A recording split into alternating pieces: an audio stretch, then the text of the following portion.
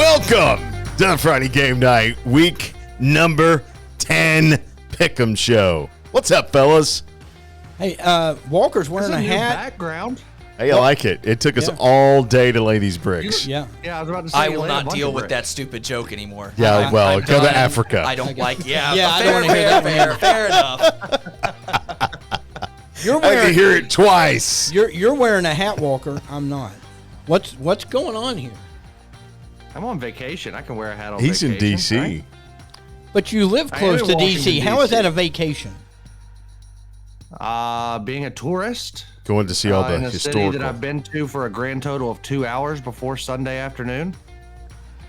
It's a great place to visit. That a vacation. Yeah. Yeah, good place to visit. Wouldn't want to live there. Yeah.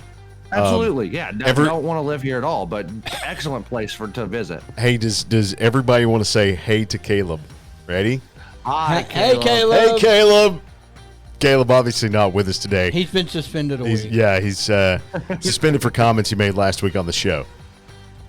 I didn't know that was a thing, but now I'm concerned. The comments he made after the show too. I have a feeling I'm next. No, not at all. Hey, guys, week number 9. Was it as good as we thought it would be? Better. Yeah. Man, that was every bit crazy is good. week. Great games. And 6-3A is in total chaos mode, obviously. Is that with a C or a K? Yeah, either or that you want to use. 8-3A is still not decided. That's about to be chaotic. It is about to be chaotic. And then in Region 7-5A, with a loss to Milton for Gainesville, Roswell is on the horizon. Whew. Roswell is smoking people right now as well in that region. Well, we knew that was going to be a hard region for Gainesville. When they put this together like a year or so ago, and we realized Milton and Roswell and Gainesville, holy smokes. And were we disappointed with that outcome with Gainesville last week? But, look, Milton is that good. We knew that. That's the second time I've seen them, and they're better. They were better this time than they were against Buford. It's going to take some kind of effort to beat Milton. I don't care who you are. I mean, if you're Gainesville, you would love to get another crack at them. Look, they made a lot of mistakes. They were competitive. It was 21-17 early or at halftime. The same things got them that we talked about last week. You just can't make those little mistakes. You can't have key penalties at certain things. But there were 2 injuries. We don't know what the severity of them is, but Xavier Griffin and Caden Fossing both went out of that game and did not return. And that's – look, they have depth on defense, but, when you take out 2 of your top 5, 6 players, that's going to hurt any team. Yeah, I mean, that's the big key for Gainesville, right? I mean, their defense is kind of the calling card of that team just because they're still getting guys into the rotation offensively. And so you lose Xavier Griffin on that defensive line. It's a big loss for Gainesville, and against an offense like Milton has. I mean, that's the big difference in the game. That was where the turning point really happened, and Milton kind of ran away with it. But I mean, Gainesville still got everything in front of them, right? I mean, they're going to make the playoffs. They're a very good team in November. We've seen that time in and time out under Josh Niblett. So I think Gainesville still can do what they want to do. They can still make it to game 15 if they can get healthy, if they can figure some things out on offense, and that defense, keeps doing what they're doing. This Gainesville team still has absolutely everything in front of them. Yeah, they do. And you start looking at, do you want the 2 seed? Do you want the 3 seed?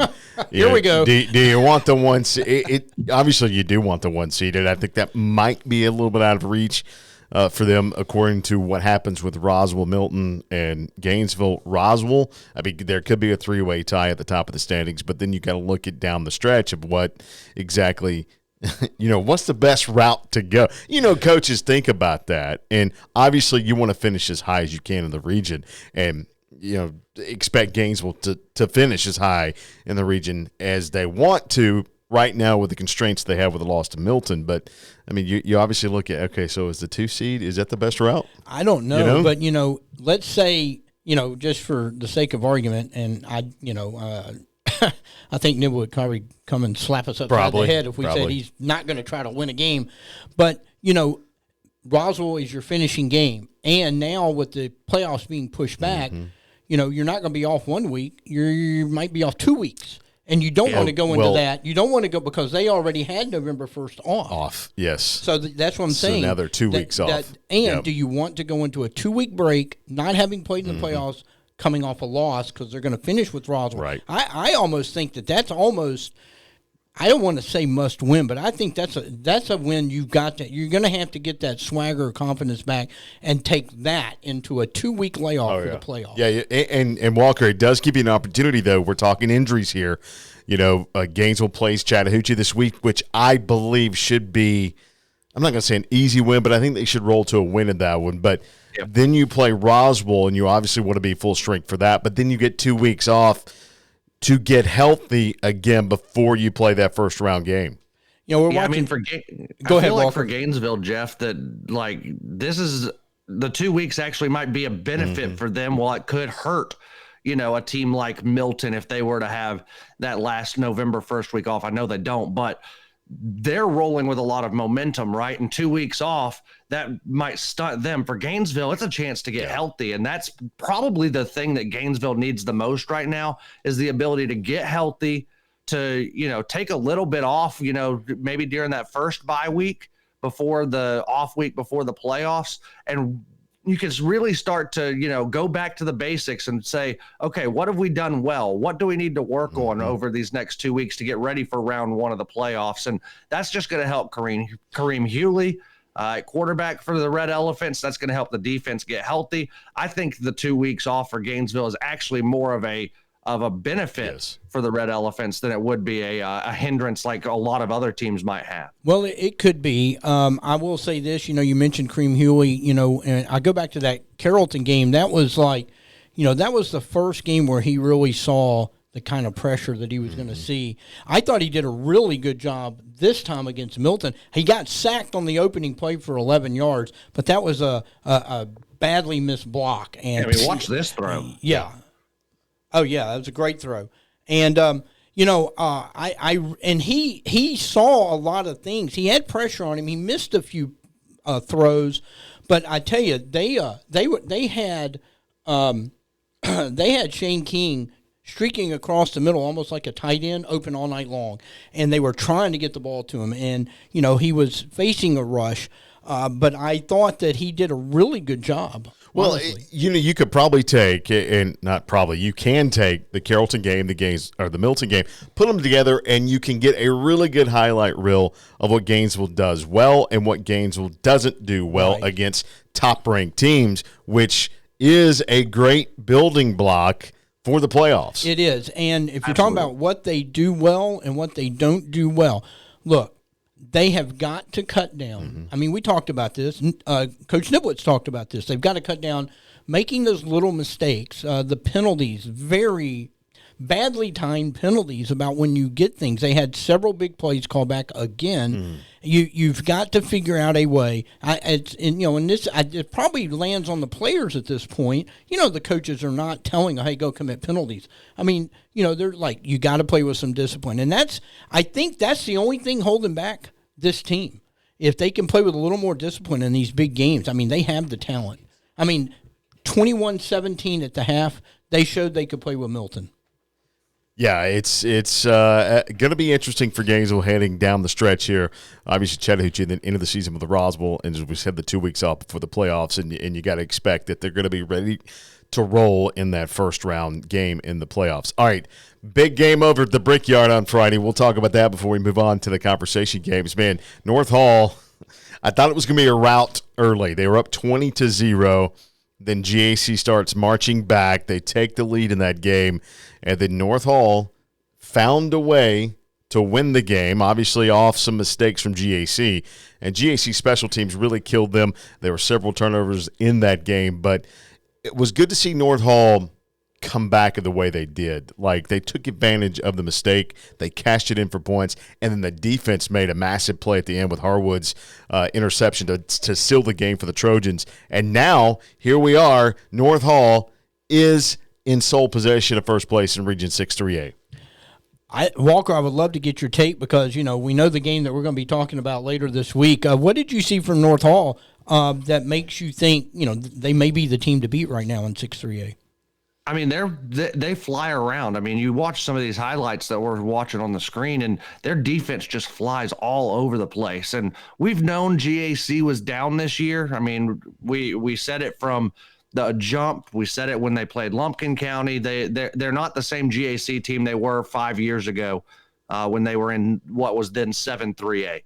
Now that the northern schools have kind of caught up, which not to give away a pick here, but I'm not so sure that White County doesn't go in to Norcross and beat GAC this week. I think that's how close the gap has gotten between GAC and the rest of 6-3A. But for this North Hall team, they fly around on defense. They're physical up front. The running game is going. The dual quarterback system was working. Now we wonder what Alex Schliemann's status will be going into the rest of the season. Is it going to be the Smith-McGarvey show the rest of the year? Only time will tell on that. But this North Hall team is playing with a bunch of confidence right now. They figured a lot of things out offensively. Their defense is very physical, and they fly. This is a North Hall team that can definitely make a deep run. They've improved, Jeff, a whole lot since we saw them week 2 right. Or 3 against Cherokee Bluff on the road at Yona Field. Oh, it was. Look, and as we've learned as Bluff is going on for this season, that was in no way a bad loss. That was a loss against a really good team. And so I think you saw some glimpses. At that particular stage in the season, Bluff was a little further along, a little more physical. I'm not sure if they play again. Might that be a closer game? Does North Hall maybe have a shot to win that game? North Hall definitely is. They're on the rise, and it's fun to see them. Look. Let's just all say it. It's fun to see somebody finally beat GAC. They come up here. Absolutely. They come up here and 16-1 before Friday. They just snatch everything out of all of the hands up here. Yeah. So and no offense to GAC, and they have been good to us at Access WDUN when we need stuff. Yeah, but it's still good to see a public school team knock off GAC, who's basically dominated you for years. And I want to say this one thing about North Hall. Walker, you said they are physical. They are very physical. They're physical on defense or physical on offense. But the one thing about North Hall's offense is the fact that it can go either way. It can rush for 386 yards, or it can pass for 400 yards, or it can be very balanced. And I think that is what makes them difficult to defend offensively when both are clicking. And we've seen North Hall's offense kind of evolve since you talk about that Cherokee Bluff game. You've seen Parker Carlton be big out of the backfield for them. You've seen Smith-McGarvey, and unfortunately Alex is out this week for this game, but it's going to be the Smith-McGarvey show. He has his own things that he does very well. He can throw the ball well. He can run the ball well. So, there are some weapons on this North Hall team. And, if they can eliminate some of the special teams mistakes they make, if they can eliminate some of the turnovers, it will be an interesting game in the Gold City this week. Very much so from both sides of the ball. Yeah, I can't wait to talk about that game. Yes. That's going to be a fun one. And the other one we haven't talked anything about in 6-3A before we move on, Bo, Dawson County shocking White County. Shocker. 14-0, and that White County offense threw for 200 and some odd yards and didn't score. Yeah, 255 yards is what we had on the stat sheet. What needs to be talked about, and we haven't really talked about because, at the beginning of the season, there was no defense being played by the Tigers. Right. And now their defense has really stepped up here in the last 2 or 3 weeks. They had 3 stops inside the red zone last week to shut out White County, and that's not the first game where they've made some key stops down, goal line stands essentially. That Tigers defense is not getting a lot of press, but maybe that's something we need to start talking about. Dawson for years has been about the offense, but right now they're playing some defense and they're getting just enough. Walker, you got to say, because you've seen the stats come in as well from this Dawson County team, Gunnar Weaver, who stepped in at quarterback for the Hurt Bannister, he is really playing well right now at quarterback for the Tigers, and he was huge in that game for them last week. Well, the thing is he has the ability to stretch the field, and throw the ball long. That's kind of, something he has really improved on over the course of these past couple of games that he's seen a lot of action in. Oh, and by the way, he reads the offense really well, and the read option that Dawson County likes to run. They're getting good play from their offensive line and getting gaps to where they're extending drives. They're converting third downs and keeping their offense on the field, allowing their defense to be rested. So that's kind of the thing that Dawson's done really well. The question is, can they do it against a much different offense than they have been doing it against? White County, of course, spread out. GAC, they like to spread it out. Chestatee's not going to spread it out this week, guys. No. They're going to try and run the football. Can Dawson's front seven get it going? I think that's the question mark that we just really don't know, right? Dawson doesn't get a lot of pressure in the backfield. They pressured Trip Nix, yes, but White County's offensive line a little banged up right now, so they didn't get a lot of pressure on GAC's quarterback a couple weeks ago. So can Dawson get the front seven going for the defensive side to slow down that Chestatee rushing attack? Time will tell. Ben Plemons going to be a tough matchup, though, for those Tigers. That's going to be another fun one. You got a tip of the hat, Dakota McBride, the running back for Dawson, over 120 yards rushing for them against White County. So he's going to be massively key for them to going into that Chestatee game. All right, guys, we got 3 massive games to talk about. Let's take a break here, come back, and set up our conversation games as we roll on here with our Week 10 Friday game night pick'em show.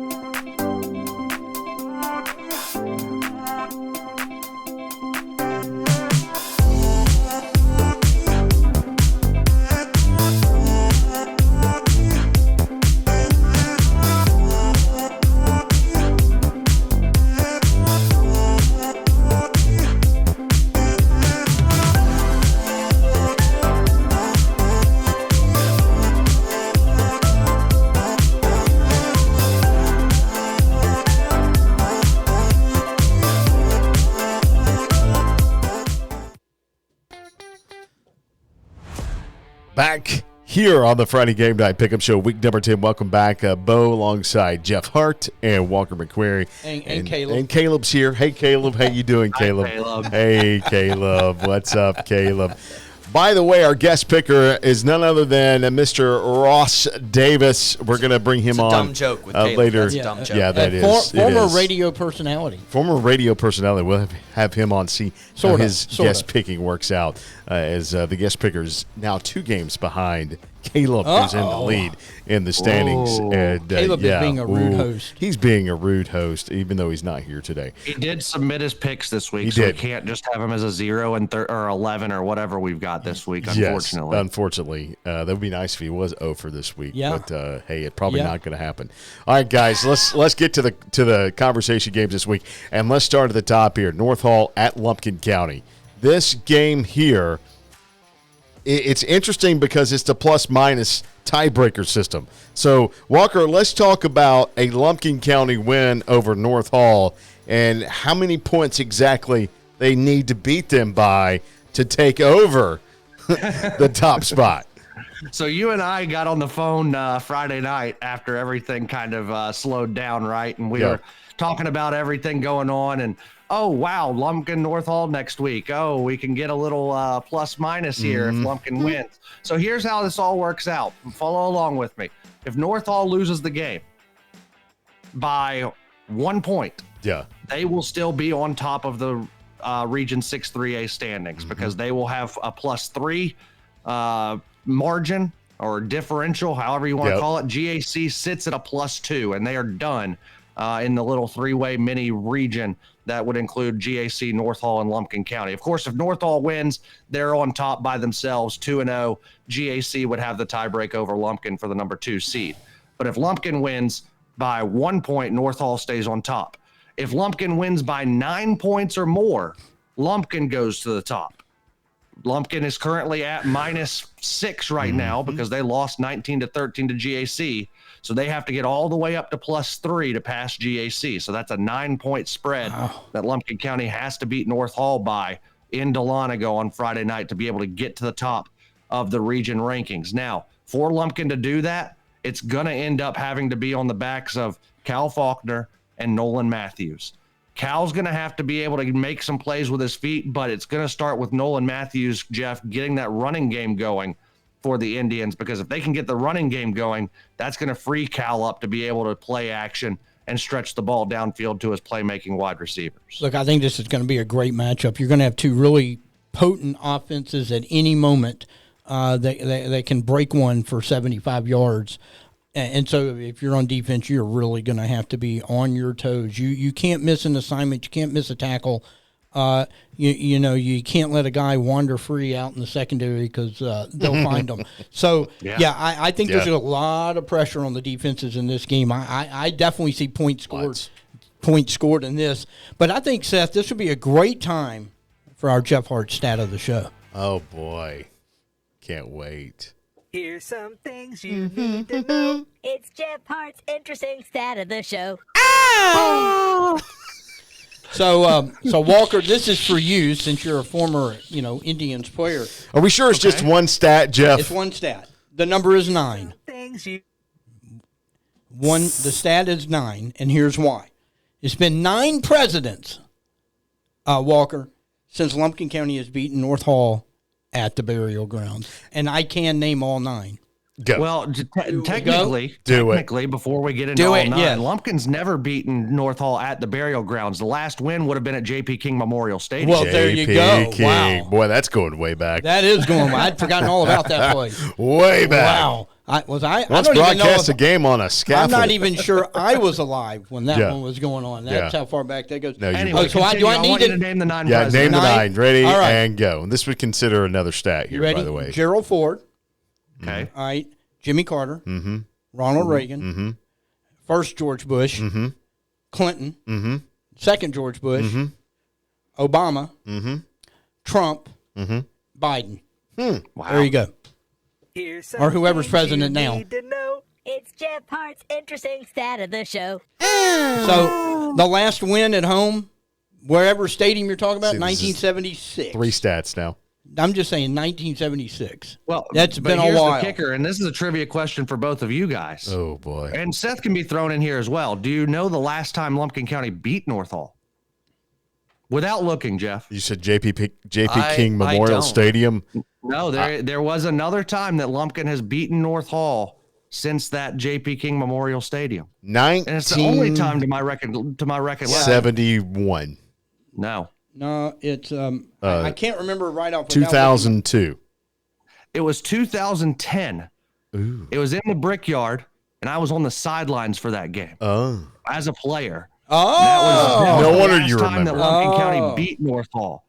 Since then, it's been all North Hall in the series. They've won by an average of like 30 some odd points per game. It's not really been close since that 2010 matchup. right.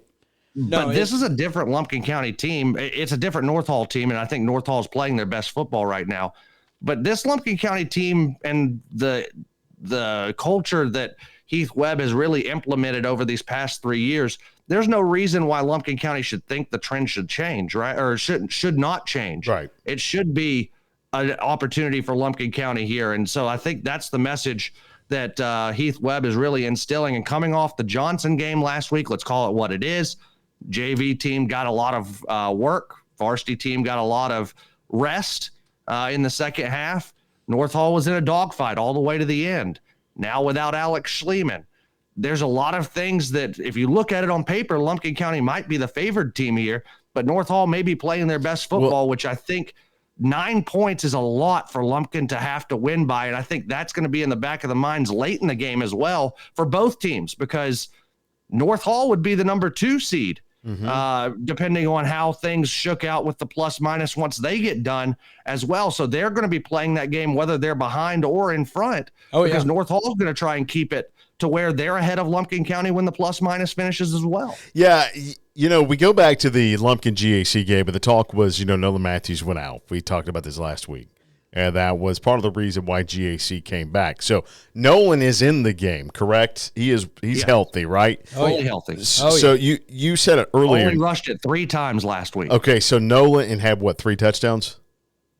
He had 3 total touchdowns. He rushed it 3 times, caught 2 passes, and then a punt return as well, I believe. All right, so you've got both of their 2 key playmakers offensively. Cal Faulkner, who we know that North Hall will be keying on. Then you've got to deal with Nolan Matthews as well. So this will be an interesting game from the standpoint of how much Nolan Matthews runs the football versus how much they leak him out to throw him the football, because we watched against GAC Gabe Daniels, who was an outstanding receiver athlete for GAC, get down the field and make some big catches. So I think that might be where the key lies here against this defensive front of North Hall, is in that secondary, and can Lumpkin make those plays downfield? Yeah. Because I believe they'll be open at times, especially with the two athletes that they have with Cal and with Nolan, and the defense keying on Cal Faulkner, because you know in the back of your mind, guys, that North Hall is going to be keying on Mr. Faulkner. I mean, I think you have to put a spy on a guy like that. I mean, you have to dedicate at least one guy on your defense to wherever he goes, you go, because you can't just let him, look up and have 20 yards of empty grass in front of him. He's just going to eat you alive. And, and so if you come up and he causes problems to every defense. But when you can run it like you can with Nolan Matthews, look, they lead the region in scoring. So that's a threat right there. But, North Hall, like in their last 5 games, they're only giving up like 20 points a game. So, they've shown that they can make some stops and the defense can keep them in the game. I really think, when you look at the dynamic that has changed in the North Hall offense with no Alex Schliemann, why does it change? I mean, you've had Smith McGarvey. I don't think it changes. It doesn't. It doesn't much, but it does some, because they've been rotating in for certain packages. But I and think now that's you don't where have it that. I think that's where it changes. I think it changes kind of the aspect of play calling, obviously, because you have two quarterbacks that can that pass similar, and one that can run maybe a little bit better than the other. Right. I just how is that going to play when you've gotten used to like 7 games now? The team has gotten used. I agree. This is how we do things, and now an element of your offense is gone. I think that might be the biggest question mark coming into this game. I think, I think that both matchups are really good, both offenses against both defenses. So I think North Hall, has to have some success early on offense to show that there's not going to be any issue with Alex not being in the game this week. Yeah, I think if the Lumpkin defense is able to make some early stops, Cal can get an early touchdown. That's going to be the key to me. Yeah. I was going to say the same thing, Jeff. I mean, if North Hall's offense struggles to get going and Lumpkin puts 2 touchdowns on the board and it's 14-0, with 5 minutes to go in the first quarter, how does North Hall respond? How do they play from behind? We haven't seen a lot of North Hall playing from behind as of late. We saw it late in the game against GAC. GAC coughs it up on the punt. North Hall takes advantage. So we know that they can take advantage. But they trailed late in the game. They didn't trail early in the game. We haven't seen North Hall trail early in the game in a long time. How would North Hall respond to that if that situation plays out? That's going to be interesting for me to watch if that situation ends up playing out. Yeah, no doubt. And I think another thing we might be missing here, and I know I said it earlier in the show about running and passing the football, is the running ability of Parker Carlton in this offense for North Hall. I think that's going to be another huge key for the defensive front of Lumpkin County. But I think we could say this game is either going to be a shootout or just a slugfest, in the trenches. I go back to the Dunwoody. I'm conjuring up the Dunwoody Lumpkin game. Oh, boy. Where you have a very similar thing, and Dunwoody had a great passer, some good receivers. I mean, North Hall has an offense that can pass the ball, and they had a really good running back. Now, in the first half, Lumpkin jumped on them, got some turnovers. In that second half, I mean, they were hanging on for dear life against that offense. So I think there's some tape there for Lumpkin to look at and say, okay, how can we shore this up? So this could be one, if not the best game of the week. It's certainly going to be right there. Can't wait to see what happens with this game, as it will be over on FM 102.9, so you can hear that game live. Okay, another big game in 6-3A, Dawson County at Chestatee. We hinted about this game earlier in the show today, and this game, I mean, guys, really and truly, think to yourselves, in late July, early August, we get the region predictions in. We look at the region predictions, and then we're sitting there thinking, okay, if I would have told either one of y'all Chestatee and Dawson will be playing for a playoff spot in Week 10, what would your response have been? Transfer portal. Transfer portal. I don't know. I could have agreed. I could have leaned on Dawson. Maybe. I mean, we know Sid Maxwell gets things going, but the question was, could Chestatee get things going in year 2 of Stuart Cunningham's thing? Jeff and you would have said Dawson at Chestatee for 4th place and for a potential playoff spot. I'd have laughed. Yeah. Wow, laughed. I don't know if I would have laughed. I would have. No, I would have too. I might have gone. But Can you, Seth? I would have questioned it. I would have questioned it. You must have done what? I don't know. And you did it again. I did it again. Would you like to see it one What more do we time? know? Okay, 3 times enough. Yeah, Okay, yes. I got you. No, I think it's great. Because I think maybe 3 weeks ago we might have written both of these teams off. Kind of the way things were going. You looked at how 6-3 was shaping up. Dawson was struggling. Chestatee was struggling. But both of these teams have turned it around here in the last month or so. Huge win last week for Chestatee Pickens. I mean, that was an eye-opener. That's the kind of game they really would never win, and yet they and then what Dawson County, like we mentioned earlier, what they did to that White County offense. Wow. I mean, that was eye-opening as well. I think this is you got a great contrast in styles here, and Chestatee hasn't played really in a game of this importance. I'm going to say close to a decade, many years at least. So these kids are not. I got to used say to it. something though, Jeff. You watching Chestatee going back to the North Hall game, and watching them play ball against one of their big rivals, and then knowing exactly how long it's taken them to get to the point where they are now, with basically flipping the program's offense on its head. You go from a spread to a wing T. Right. The message is different. You have a new coaching staff. You have new coaches, and you're changing a total different philosophy in and out. We know how difficult it is with the wing T offense, and we knew it was going to take some time. But then you see them play, and you see how physical Chestatee has played this year. They are a physical football team. They play physical football, which is a characteristic of their head coach, Stuart Cunningham. And you could just feel like, okay, this program is going to continually get better and get better and get better. And they just took it out on Pickens last week. I mean, they totally just took it out on Pickens. And even against North Hall, watched them with an 8-9 minute drive to open the game. Walker, this wing T offense can burn some clock, and that's exactly probably what the game plan is going to be on Friday against Dawson County. Yeah, I mean, and Dawson County on offense, they're going to want to burn the clock too. They're just going to do it differently, right? They're going to run the football and be very physical, but they're going to try and convert on third downs. I think the biggest key is which defense gets off the field on third down. But Chestatee is going to be physical. They're going to try and run that wing T. They're going to run the buck sweep. They're going to run the dive. They're going to run the trap. They're going to run the reverse. Can the Tigers get off the field on third down? Then for Chestatee, can their back end hold up? Because we said earlier that Weaver likes to stretch the ball down the field, and he can throw the ball down the field. So third and long is not an issue. Can the back end for Chestatee hold up? That's been kind of a thing that Chestatee has struggled with a little bit this year, right? They've struggled to defend the downfield pass earlier on in the season. They seem to have kind of figured some things out as of late, but can they do it against Dawson County, who's starting to really come into their own offensively?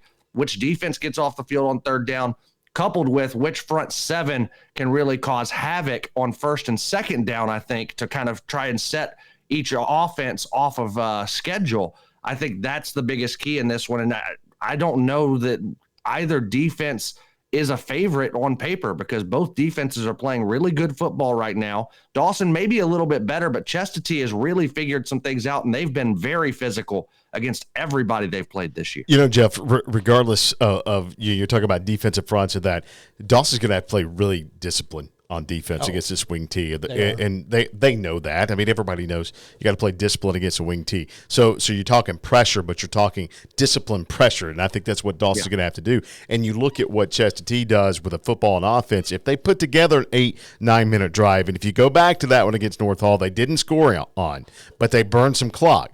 But if Chestatee's going to put together an 8-9 minute drive, then they need to repeat what they did last week against Pickens. On the flip side, Jeff, Dawson County if Chestatee is running the ball 8-9 minutes. When they get the ball, they're going to be very efficient and finish with some points, regardless if it's a field goal or a touchdown. Look, I think the pressure, to me, the biggest pressure is on the Dawson County defense.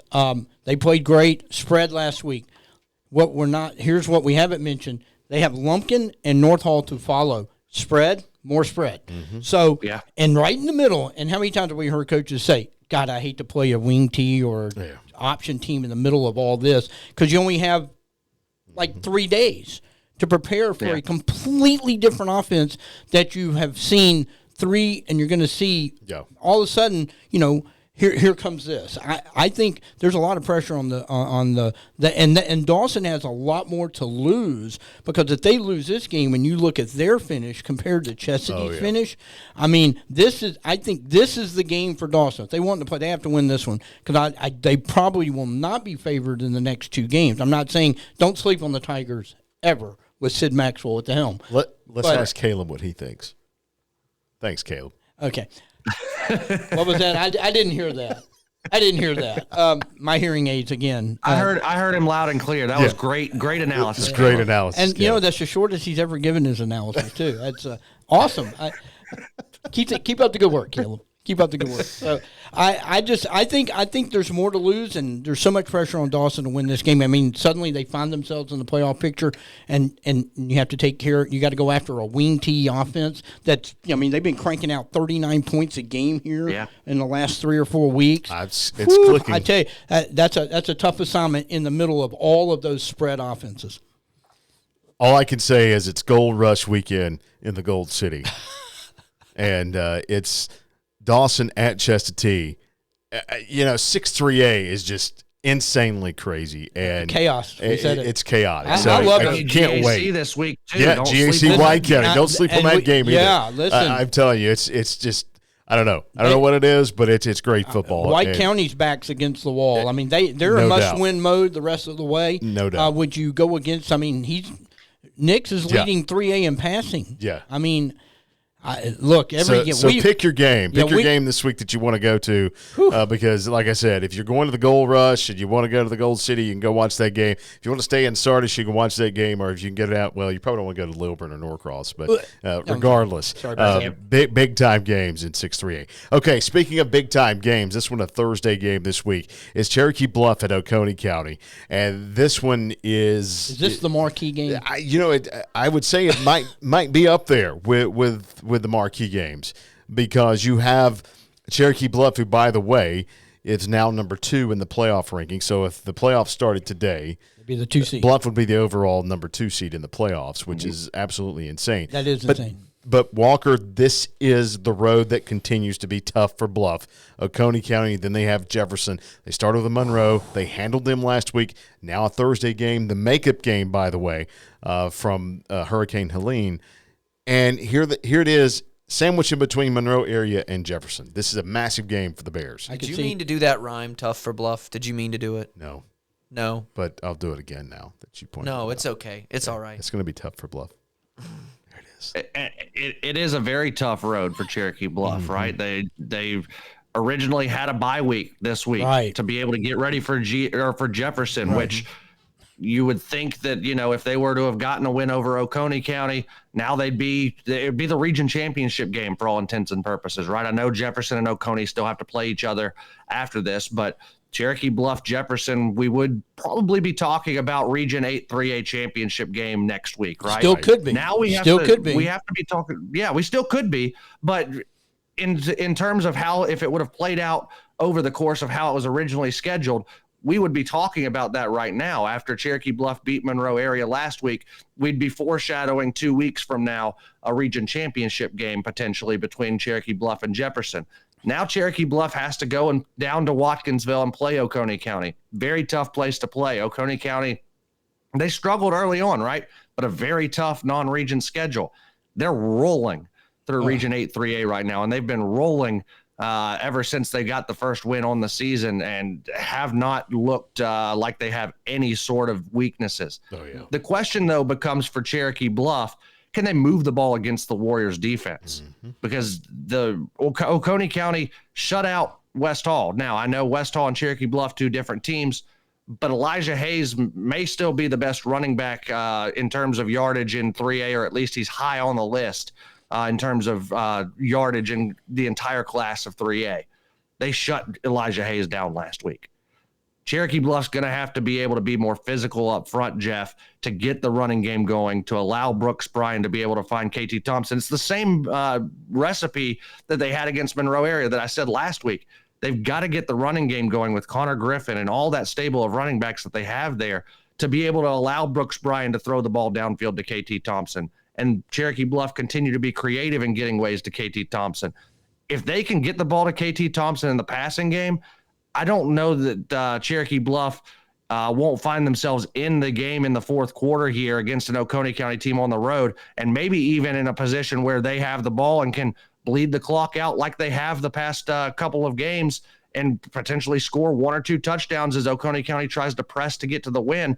But I could also see a world where Oconee County's physicality up front slows down the running game enough to force Cherokee Bluff to have to become unbalanced offensively, predictable, and the Warriors take advantage. That both of those worlds are easily fathomable. Absolutely. Speaking of KT Thompson, check out our Gaining the Edge, where I went and talked to both of those guys. Great conversations, great talking to the boys over at Cherokee Bluff, as always. Yeah, it's about time we got down there. I mean, they've been putting up some big numbers all year. KT but we've and Brooks, had, big numbers. Yeah, but Shared some dad jokes with Tommy Jones. Of course you did. I'm sure you did. And speaking of Tommy He Jones. loved them too, I guarantee it. You know he did. What kind of job is Tommy Jones doing this year? I'll tell you. This is the fifth team that Bluff has never played. They're 4-0 in the other 4. So he knows how to look an opponent, get ready for him, and be able to go beat them. And the interesting thing, and there's a story that's on the website, if you go look, that I did. Look, Ben Jones, I'm Ben Hall. Tommy Jones. I'm putting all the names together. Tommy Jones, Ben Hall. They're like brother, Ben. You need. Thank you. They're lifelong friends since they played together at Furman. In fact, Tommy Jones, if you go to, it's a neat little story. When Ben Hall was recruited, Tommy Jones was the guy that showed him around, and so Tommy was Ben's mentor. He was, and so they're best friends. They talk all the time, so they know each other. So Tommy, knowing how to get ready for an opponent he hasn't played before, has done a great job this year. And they have a very similar style in how they operate their offense and defense and how they put their programs together. So it's going to be very interesting dynamic. Oconee is look, they're 4-3, but they have outscored their opposition. Yeah, but go look at their non-region schedule. It's brutal. Yeah, but look, man. and they've still outscored their opposition 245 to 106. And I think their roster is still somewhat youthful. Yes, right? Yes, it is. Look, yeah. This is going to be a whale of from the opening kickoff. There are just ridiculously good matchups all over the field, no matter who has the ball, and whether they're running or passing or whatever. I could see 50 points each. I could see 10-7. This is going to be an amazing game. I'm going to be there and covering it down in Watkinsville. It's going to be. I expect a great atmosphere even for Thursday. Here's the question, guys. Now, this game, obviously, we've already said this. It's the makeup game date for Hurricane Helene. So this was supposed to be on September 27th, so they moved it here. Well, Hall County's on fall break this week, by the way, Monday through Wednesday. We found that out. We actually forgot about it. We found that out yesterday, trying to get down to Cherokee Bluff for an afternoon practice, and that didn't happen because of practice. Does that affect anything in this game for Cherokee Bluff being, out of school for 3 days, then coming back, on Thursday and then traveling to Watkins? Do you think it does? They're still practicing, but do you think it does? I didn't play. So when y'all had the fall breaks and you had a game, we never had fall break. We didn't have a fall break. That's kind of a new thing. That's a newfangled thing. It's a newsy thing. I would ask Seth, but, he ran cross country. So it doesn't matter. Ouch. Ouch. That hurt me, Seth. I'm sorry. Anyway, we would ask you too, Jeff, but you played tennis. Anytime Jeff swings, it's low-hanging fruit because he's just, down there. That's fair. That's fair. With a tennis racket. No, I feel like a tennis racket would do more damage. It would, but if it's I'll hit you in the kneecap. Be careful. No, I don't know that's going to have. I don't know if that would What do have you an think effect. to that, Walker? Plus 5 damage for Jeff when he adds the tennis racket. Wow. I don't think it is that big of a difference because you're already thrown off this week anyway with it being a Thursday game. That's true. So That's true. Good point. You're just going to, as a coaching staff at Cherokee Bluff, you're just leaning into the fact that, we're doing things different this week, but we still have the same things that we're doing. Well, we may be doing it at different times. We may I be would doing say it in a does the different order, but Thursday- it's the same thing. Does the Thursday aspect play more than the just having a week off for your school? I don't think so either. I don't think because so I think either. that, like you said, Oconee County very similar to what Cherokee Bluff does. So I mean, it's not like the defense doesn't see what Cherokee Bluff does every single day in practice, right? And same thing for Oconee County. It's not like the Warriors defense doesn't see what the Warriors offense is doing every single day in practice. So I don't know that it plays a whole lot of difference. Now, if we were talking about Dawson versus Chestatee with this same situation, I think it definitely causes some issues because of an even shorter time span to prepare for a wing team. But these two teams do so many different or so many similar things that there's no way that can happen. Regardless of if it does or if it doesn't, both these teams, they are good teams. And it's going to be one of the better opponents it is the better opponent in Region 8 3A that Bluff has seen, and vice versa. Probably. For Oconee County. So this game right here has the ability to be, once again, either a shootout or just a dadgum good slugfest. Well, look, I think here's another key for Bluff. If we want to leave it here. We do want to leave it here because we got to move on. Oconee linebacker tandem of Connor Jackson and Zach Weeks. They got 83 tackles, couple of sacks, couple of interceptions. If Bluff can Here's some get things you need to know. It's Jeff Hart's interesting stat of the show.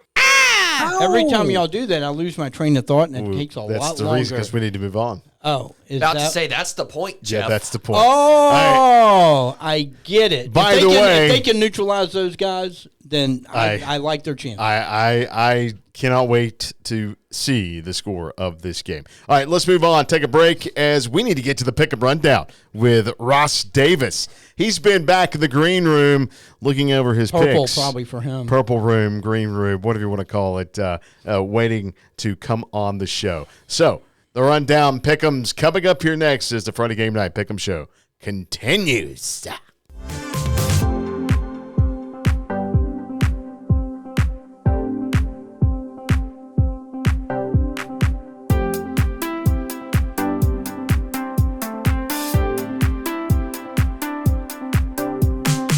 Ross, you're good to unmute. You there, Ross? Yep. All right.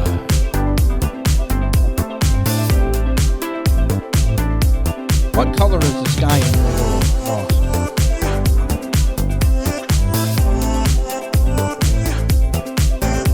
I was waiting for him to say that.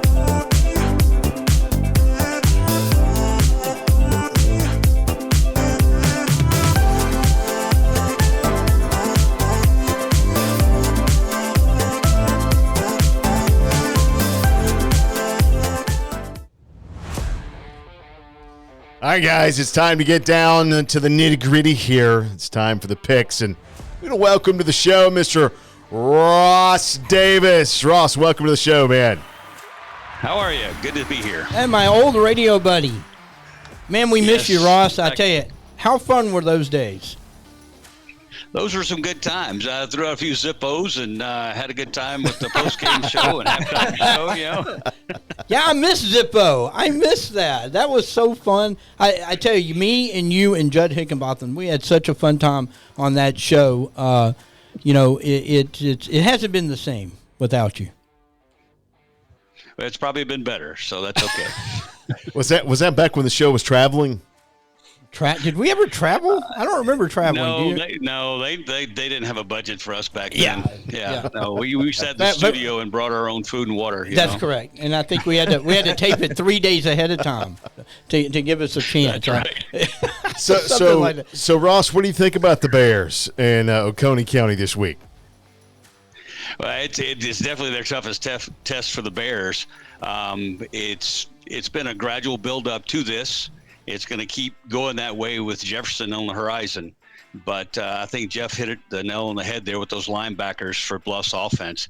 I think Griffin pulls it together defense for everybody he plays, and I think his defenses are geared straight to what they're going to face, and I think the defense will do well. I think it's going to come down to the offense performing and not turning the ball over. I'm not sure we can handle 3 turnovers in the first half like we did this past weekend.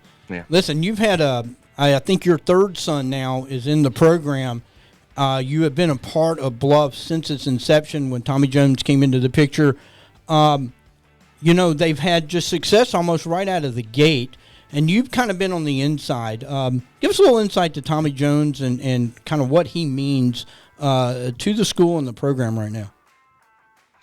Yeah, being from the first day, I went to the first parent-player meeting, and I think Coach Jones was ready to resign because I think 7 kids showed up, and so it was. He tells that story, and he and Coach Griffin are sitting on what did we get into, and you say it was pretty quick success. Well, I think we were 0-10. Well, the first year. Yeah, but then he won a region title in his third year. I mean, that was amazing. Yeah. Yeah, the third and fourth year were great years. And I had my first son through there. He was a senior that third year of the program. A great year, had a lot of fun. Then went undefeated 10-0 the next year. So we've had some success. Then we had a little down here the last couple of years. But Coach Jones has really taken this and built this program the right way. He calls it brick by brick. And that's exactly what he's done. He's done it by the people that are there, bringing the community together, developing the kids that are in the community and doing the best he can with them and building a family atmosphere in that. And I think the kids this year, as much as any year, it really reminds me of that third and fourth year, those first 2 successful years this team does, with the grit and the compassion and the competition that they have, and the pride these players take in winning. And I think that comes from their head coach. I mean, he's passionate. He doesn't always show it, but when he does, it comes out. And there's been a couple times on the sideline, and I'm down there for every game, that he'll look at me and say, Ross, you need to tell me to calm down. Just feel free to, But it's been a great time. I've had a lot of fun. I love football, love sports, and being around there. It's been a real pleasure on my part to be a part of the program and really be there and watch these kids develop into young men and go on and live their lives more than anything else. Well, Coach Jones, we love him here. He's, he is the man of coaching cliches. Oh my and God. the man of dad jokes. Yeah. The players love those dad jokes in the practice when he pulls them all together. Those guys, he gets the dad joke response from them. Believe me. I'm sure. I'm sure he does.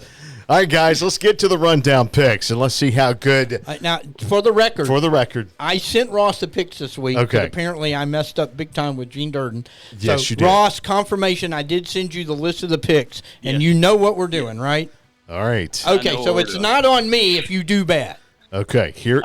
Okay. Nah, still on you. Still on you. We you. can find a way, Ross. Yeah, to we'll blame it on find a him. way. It's But- always that out Hart's pretty fault. It easily. doesn't matter. Yeah. Here is the pick order, and it's I get to go first now. So me. Well, we've got Caleb's picks in there. You can give Caleb's We do picks have before Caleb's yours, picks, Bo. and Ross, Seth, Walker, and Jeff. That's the order. Why don't you call up Caleb's picks, Walker? It'll be easier for you. You have more screens. Okay, And I can do that. so- I already have it marked on the sheet. Yeah, we already got There it you go. marked down here. Okay. I can so, do it, So too. we're good. Okay, you already Okay. got it marked. We're good then. Okay. All right, so first game on the list, Dawson County at Chestatee. What is the Tiger I alumnus? already going to forgot pick? to pick them order. What's the order? Bo's first. You're He's gonna last, call Jeff. Caleb's I'm pick, last. and then Thank Ross is God, gonna I'm go. last. Finally, I'm It's last. Caleb, me, Ross, Seth, Walker, Jeff. I'm after Walker. You got it? Okay. There you go. All right, so What's the Tiger alumnus going to pick? go Tigers! Oh. That's a good pick. Yeah. It's a good pick. Ross, you're up. Okay, I'm going with Chestatee. I'm going to go with the Hall County School. At first, I thought Dawson, but I'm going with the Eagles. They got the rushing attack last week. That's what they're going to do this week. I would not be surprised by that as well. By the way, Caleb picked Chestatee as well.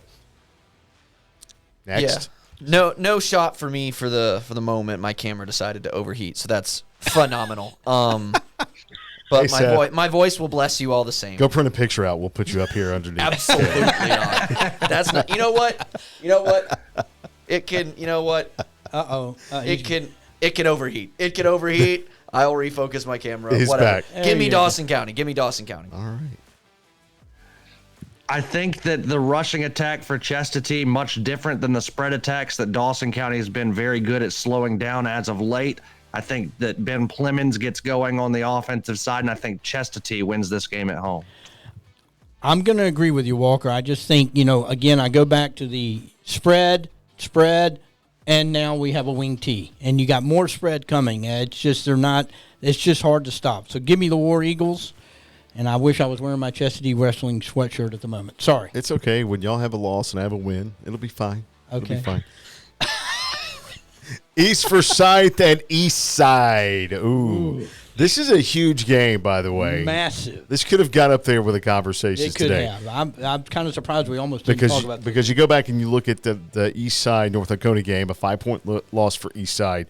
You look at the East Forsyth North Oconee game, it was 24-7. And it was a North Oconee touchdown with 19 seconds left. There you Let's go. throw that in there. So East Forsyth is for real. And so is East Side. Yeah, East No Forsyth, doubt they're about the that. highest scoring team in the region, and East Forsyth is second in defense, so there's your matchup right there. East Forsyth playing for a home playoff They're still playing for the game. region title. And the region title. Sorta. Sort of, kind of. But Somebody ought to you know knock what? off Give me the Broncos. Give me the Broncos. Okay. Yeah, the Broncos, I've got a lot of experience with the Broncos, watching them a couple of years with Cherokee Bluff and everything, and I got to agree with you, Bo. I think the Broncos are going to take this one. Yeah, I'll take the Broncos as well. I'll take East Forsyth. Caleb's going with East Side, and I think I have to agree with him. This game being such a long road trip for East Forsyth, I think that factors into this.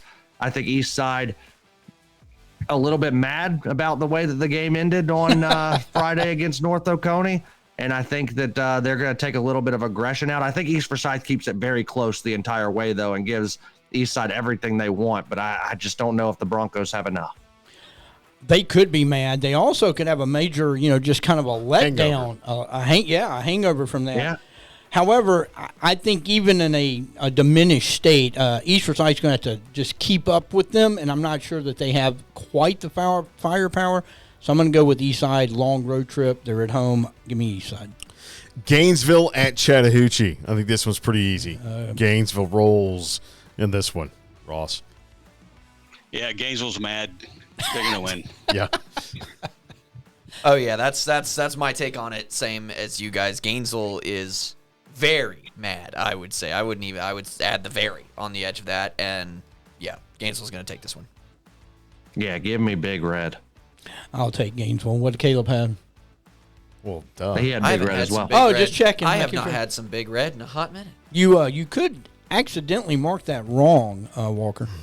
Well, Walker, he do you have did any text Big it Red to us. dogs? I'm a little bit Yeah. more of a I have no I wanna ethics. make sure that there's nothing there. Look, I have no ethics, okay? So We Ross know. Ross have knows the that. ethics. Ross That's why knows that. I'm the one that marks the sheet, and you Yeah. sit there and make the picks. Hart County and East Jackson. Ew. That's another tough one.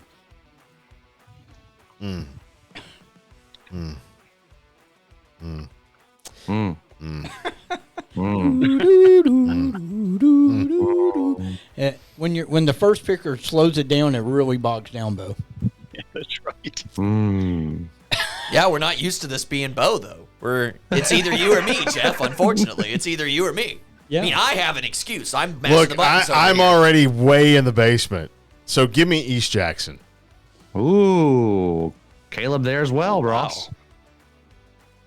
Wow. Hey, I am going with Hart County. My history with Hart County is they got athletes, and I just don't think East Jackson can keep up with it. Yeah.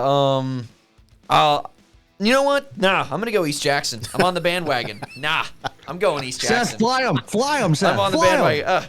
bandwagon. There There you go. This is a new system. I have to remember where I am on what shots. I have like 5 screens to look at. East Jackson wins the game. Drew Richardson's going to throw the football all over the field. They come off of a bye week. I like the Eagles. This show is selectively why I just keep seeing 54.6 points per game in their 3 losses for East Jackson when they play teams they feel like they have a chance. I'm going to have to go with Hart on this one. You only do that because it's your last name. Well, that county is a descendant of my family, I think. So. God bless them. North Forsyth at West Forsyth. Oh, no, Bo. We might get a few emails on that one. Listen. From you? Let me say this. North Forsyth has let me down when I've picked them this year. Okay. And it's like they're Jekyll and Hyde. Hey, it's a must-win for them. They have to win this game. But they have to go to West Forsyth. And, if I pick West Forsyth, then Nofo's going to win the game. Okay. Probably. So what do you want to happen? Give me West Forsyth. Okay. There we go. Caleb right there with you. Yes. I'm taking West Forsyth. I will go. I'm going to go north. I'll go North Forsyth. If this game was in Raider Valley, I think I'd take North, but Wolverines playing at home, they don't lose often there. No.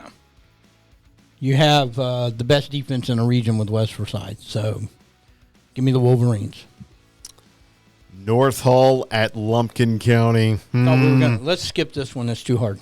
Well, you're last. You have plenty of time. No Ross skips, was shaking his head on this one. Do I have to pick this one? Yes. See? Yes, you do. I think if we vote enough, if we all vote, let's not pick it, then let's not pick it. Too hard. We're picking it. Oh, no, we're picking. Yeah, we're picking. That's 3. Okay. We're just not picking pickings this week, so that's good. Yeah, I got it in. Good job. Yeah. Excellent. Well thanks. Appreciate it. You know what? This one is at the burial grounds. Or is it called the Lynn Cottrell Burial Grounds now, Walker? What do they call it? Is it Lynn Cottrell? It's Lynn Cottrell Field at the burial grounds. That sounds morbid in a different way. I was trying to figure out how it's worked in. Lynn Cottrell Field at the burial grounds. Lynn Cottrell Field North. Much better. At the burial grounds. Okay. Yeah. Yeah. Okay. Yep. All right. For the record, Bo can never go first give you again. Another 5 seconds here, Bo. Yeah. Caleb's taking the Indians Trojans. Okay. Here we go. If I pick North Hall, I cannot step foot on Cherokee Bluff campus. There it is. That campus is green, and we don't call them anything but the team up north. I'm going with Lumpkin. Wow. That's Tommy Jones coached at Lumpkin, coach. I mean, that's a great pick. Ugh. I don't like having to pick this alumnus one now. Yeah, when has that ever meant anything to me though? I love you, Coach Bishop, and I love all my friends over there. But Coach Bishop's at Chestatee now. I know he is, but listen, okay, when has that ever stopped me before? Who are you going with? Lumpkin. I'm going Lumpkin. We're going to run out of internet time the way this pick is going. 14 We've years tested that boundary and before. It's not happened, so Okay. I mean, I'm not worried. It's been 14 years since the Indians have claimed victory over North Hall. It Here's the happens setup. again on Friday night. Give me Lumpkin County. There's the setup. You know, Good setup. I have From gone. the Lumpkin alumnus. Seth, you'll appreciate this. I've had to throw several 100-sided dice on this one to try to figure this one out. 100-sided dice. Yes, Are we just going to start making D&D references in the show now? Yes, we are. Oh, that's a D&D? No yeah, wonder I of course. didn't know what that was. That's right. But I tell Stands you for what, Dumb and Dumber. That's why. no slight to anybody on North Hall, but Lumpkin has the best player on the field. They're at home. They got so much to play for because if they don't win this game, they might finish third. I'm going to take the Indians at home. I think they're coming into this. They're looking at it as a must-win game, and they're going to be ready and fired up, and they're going to have the home crowd. So give me the Indians at the burial grounds. Union County, Kahula Creek. What happened to Union last week or 2 weeks ago? The 31-0. I don't understand that. They Give were me the rolling. Panthers. Give me the Panthers. Give me the Panthers. I'll take the Panthers. Caleb does as well. I don't even know what is it, Kahula Creek? I don't even know They're where out that of is. Dalton. I'm going Union. Dalton. Northwest Georgia. Oh, that's even a better reason to go with Union. That's a good pick. Give me Union as well.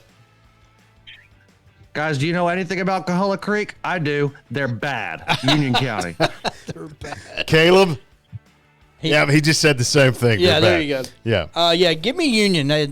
They're still in the playoff race. They have to win this one. Have to. Must win. Speaking of having to win, Walnut Grove at Flowery Branch. Give me the Grove. Caleb takes the Grove as well. Yes.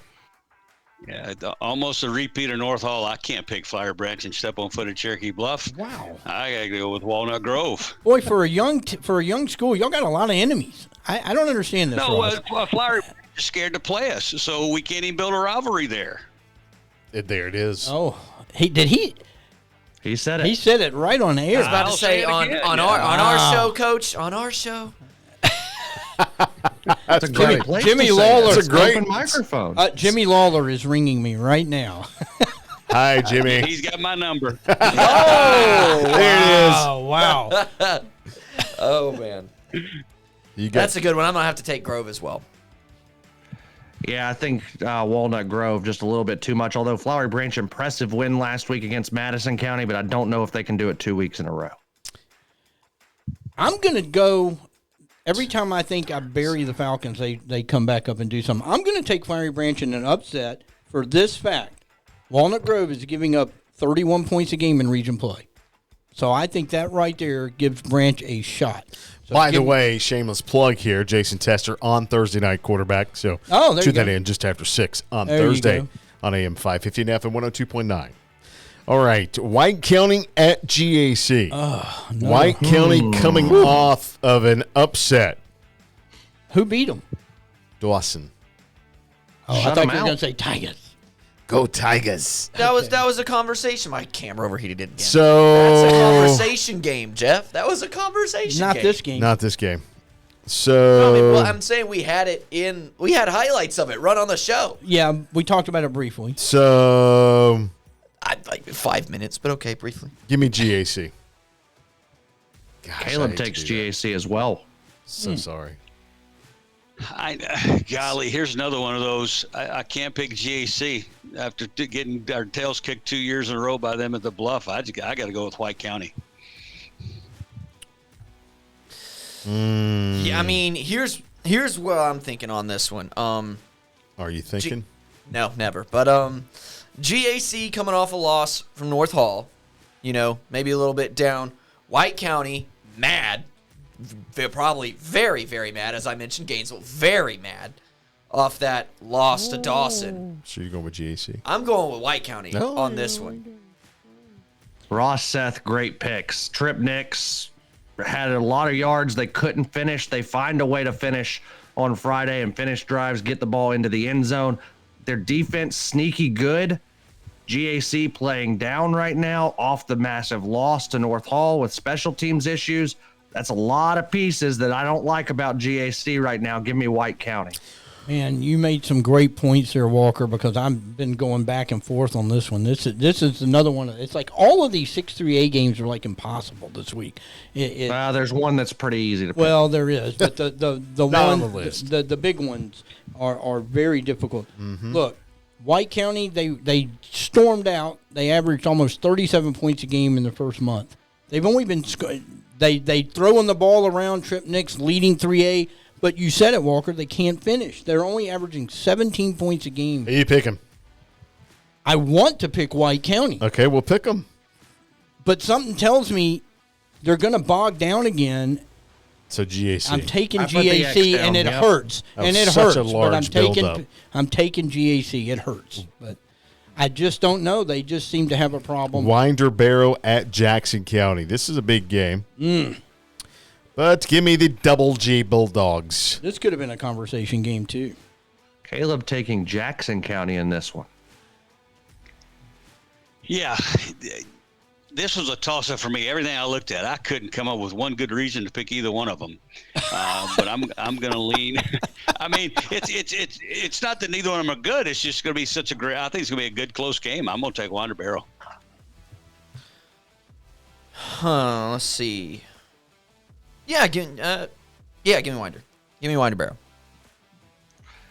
I think the Double G Bulldogs playing a little bit better right now, but Jackson County off of a bye. I'm going to lean to the home team. I'm going to take Corey Mobbs and the Jackson County team.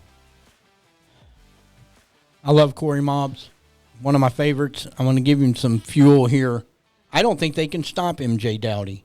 I don't think they're good enough to stop him. They're averaging 450 yards a game on offense. Dowdy leads 5A in rushing. I don't think they can stop him. So prove me wrong, Coach. I'm taking the Double G Bulldogs. Okay, there's bulletin board material, and there's, like, reasons to put your face on a punching bag. There you go. And, like, That's that's what you gave. If they can make them mad. Hardy Chevrolet scoreboard show Friday night. I can print the photo out for you, Corey.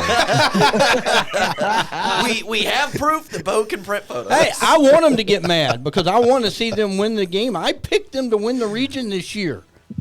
So, I mean, they can take that way whatever they want. All right, let's get to the final game here on the list, by the way. The biggest game on this schedule. Cherokee Bluff at Oconee County.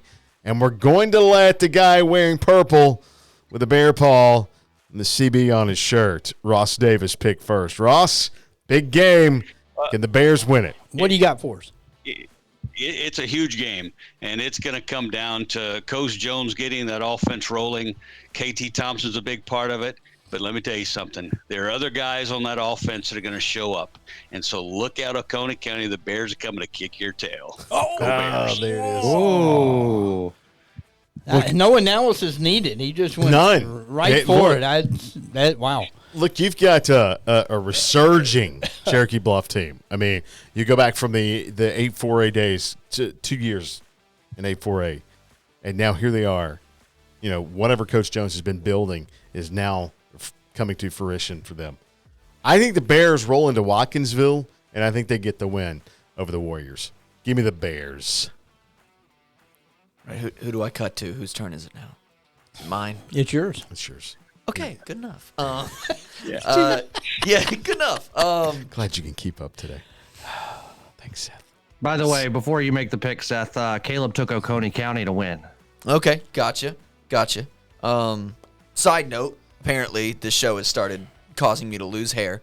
Like, that's official. So that's awful. Yeah. But I can see it sticking out of your hat right now, though. that's what's some. there. That's like all I got. The rest is just gone. It's purely the show. That's I cut it around the hat. What? So you got the bowl cut going. Wait, are the you saying reverse bowl cut. there's the no reverse bowl other cut. reason why you're losing your hair, just this show?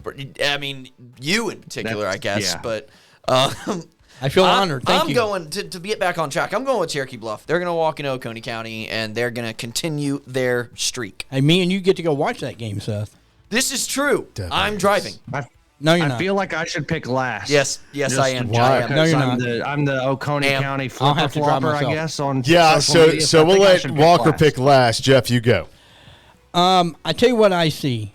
I bring see the the fact headgear that out. Tommy Jones he understands how to get ready for somebody they haven't played, and he particularly knows what Ben Hall is going to throw at him because they're very similar.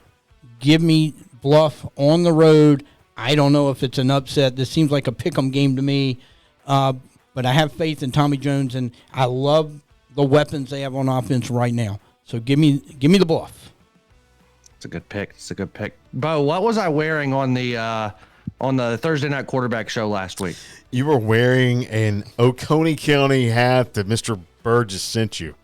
That's correct. I was Yeah. wearing that hat on Thursday night Yeah. quarterbacks. I had picked West Hall. You're wearing Oconee blue County to beat right West now. Hall.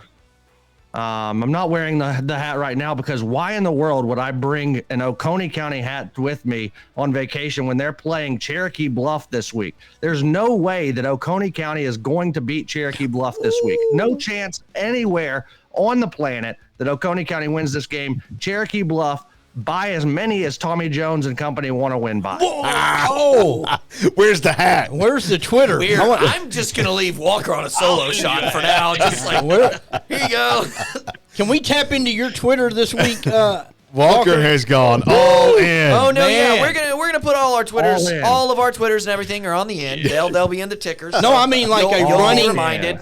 I want to see it live, just running. By the way, constantly. that picture that they posted of me, though, Oconee County, you know, the buffness, though. yeah. I mean, I've been working out a little bit, right? Yeah, I know. I know. I can't wait to see the picture they post of you. Well, Ross is a physical trainer. Maybe he got some pointers to help you keep it. Yeah. That's crazy. Hi, guys. Ross, thank you for joining the show with us today and lending your picks to us. It was good. Thanks for having me. Enjoyed it. Ross Davis, our guest picker. Let's give him a round of applause, Seth. Was it everything you thought it would be, Ross? And more, Jeff Hart. All right, awesome. Thank you for doing this. Gotta take a break. Coming back with the Dark Horse Dogs. That's up next, Friday game night. Pick'em Show continues next.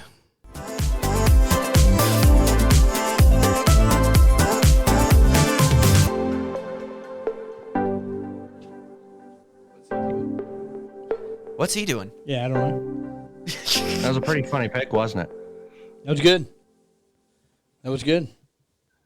I just forgot the hat. Otherwise, I was going to take it and just throw it off screen. I forgot it at home. Oh, that's too bad. I'll probably wear it next week, though, because they're playing.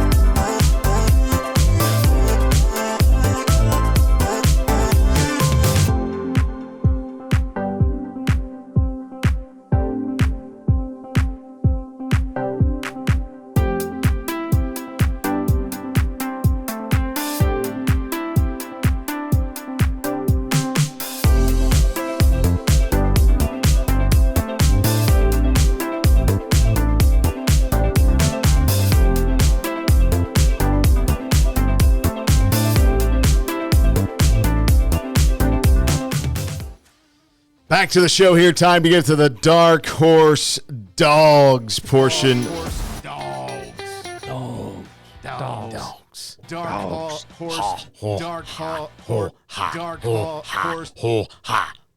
What is Dark Horse Dogs. Dogs. Dogs. what was that? I don't know, what was it? I don't know. It was Not like a real rap. sure. Hey, welcome back to the show, folks.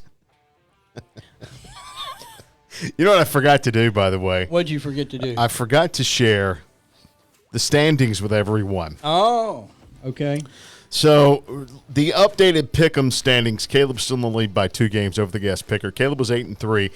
Guest picker 8-3, which was Dirty Dan Jackson, by the way. Walker was 8-3. Seth 8-3. Jeff 9-2, and myself 10-1. So there you go. Now, Our good weeks didn't get us anywhere. We're That's still right. We're still in the basement. so Jeff, you won your dog last week Of course, I did. because you had Dawson County plus 10. So congratulations on that. You outright won. I lost. Seth lost. Seth covered. No, Seth covered. My bad. Seth covered. Yay. Walker lost, and Covered. Caleb covered. So I covered as well. there you go. Oh, you did cover. No, Caleb lost. It was plus 13. They lost by 19. Yeah. Should I have more points? Let's see. You won, lost by 10. I gave you 3. Isn't that right? Yes. Okay, yeah. I just didn't know if you gave me points because you thought I lost. You Yeah. know? If he didn't give you points, then No. you would jump into second place. Yeah. I'm pretty You sure I might gave wanna- you points. I'll go back and look, but I'm might pretty sure wanna I gave check you the 3 tape on points. I'm that. going back to look right Because now. I think you were 18. Okay, you did. I had Yeah. 18. Yeah. Now I have 21. Yeah. Yep. Okay. Yep, you're good. Okay. So let's get to our dogs Who's this picking week. first? And who is picking first in the It's Seth, Bo, Jeff. Caleb? I don't know how we Walker? want to handle Caleb. I've got Caleb's 4 picks here Okay. on the sheet. So, What if we all pick those? Ooh, I hope so. Well, we're- Caleb's well, fourth, so considering there Caleb's has to be fourth, one of them so on there. One of them. Okay, so Go ahead, Seth. Seth, you're first. I see that, and I'm going to use mine to double down on my East Jackson pick. East Jackson +5. Oh, boy. Ooh. Such a great pick. Way to go. You know what? See, you know what? Wilson has to pick. You know what? You know what? You know what? You know what? What? Give me White County +11. Ooh, that line stinks. GAC That minus line 11. That stinks. line stinks. Mm-hmm. Jeff. About to say. Oh, it's my turn. I forgot about that. I'm sorry. Yeah, I don't know. There's some interesting ones here. I know I picked Union to win, but give me Coahuila Creek +26. Oh, he's going big. I don't think. Well, Union's going to win that game, but I don't know if they can beat them by 26. So we'll see. So he's going for the cover. Just going for the for cover. for the record, I did just the write cover. Creek in the ticker because I could not type Coahuila fast enough. I could not do it. Okay, That's fair. so So where does Caleb go? who's already you picked East Jackson, right, East Seth? Jackson's off the board, White County's off the board, and Coahuila Creek's off the board. All right, so just for the sheet here, which you can't see, the second pick that Caleb had, his first was East Jackson, is NoFo +11. So give Caleb NoFo +11. Full transparency here. The sheet is here. Number 2 is NoFo. So there you go. I don't know how this one slid by because I think this is a true coin flip game. Yeah, and I know who so it's I'm going gonna to take be. it. I know I picked Chestatee to win, but Dawson Dawson +6. +6. I almost picked that one. If Dawson wins that game, I'm going to get 6 points out of it. Yeah, So yeah. give me Dawson. I wanted to do that one too, but I feel Why like didn't you do it, Jeff? because I think What was that Jesse- one again? What'd you take? Seth Reed, Walker? Bo Speaker, Jeff Rowe, Caleb isn't here, and waffle fries. Oh, What okay. what did you pick? Waffle fries. What did Waffle Fries I pick picked again? Dawson County. I could eat some waffle pick? fries Yeah, as long as I'm they cook hungry them long now. enough. I am hungry. Yeah. Yeah. Hey, is that it? Are we done? Are we done? Sheesh. They get Hey, longer the every new week. layout of the screen is awesome. Yeah, I do. I love pretty it. Good. It's good. I It's good. you know what? I could get used to, Caleb has never been better on this show. Thanks, Caleb. Yeah, Caleb, awesome, Thanks, awesome Caleb. job, But Caleb. that's it. I think we could do this every That's it. week. We That's could do it. this every week. You know, roller music. Caleb, Hey, what's on the tailgate show this week? that's awesome, it's so Caleb. interesting. Thank That you. is going to be such a Can't great. wait. Hey, speaking of what's on the radio this week, by the way, we've got some pretty good games for you. Walnut Grove at Flowery Brunch at Flowery Brunch. Flowery Brunch. Ooh, Flowery Brunch. Yes. we're thinking food a lot. Yeah, I lately. know. The waffle fries got me. That will be on AM 550 and North Hall at Lumpkin County on FM 102.9, and then Gainesville at Chattahoochee will be on FM 94.5. The Lake Tailgate Show starts at 6. Don't forget, coming up on Thursday, which is tomorrow, you can check out Thursday Night Quarterback. Coach Jason Tester will be on the show, and hopefully Coach Stuart Cunningham will be on the show as well, as Thursday Night Quarterback rolls about just after 6 on Thursday. And wrap up the night, Hardy Chevrolet Scoreboard Show. That's right, the Hardy Chevy Scoreboard Show with Caleb and Walker. And don't forget to go to Twitter or X at Friday Game Night. We will update scores throughout the night there. I need to ask socials. Caleb Yeah. one more them time. scrolling. See them scrolling down there. I need to right ask there, Caleb right one there. more time what's on the tailgate show. I missed some of that. Yeah, cut his mic, please. Thank you. Hey, go to the website Friday night and check out stories, highlights, photos, more. That's all right there in one spot. For the entire crew, enjoy week number 10 of high school football. Bye-bye. Bye. Hey, is it still live? I think it is. Still on?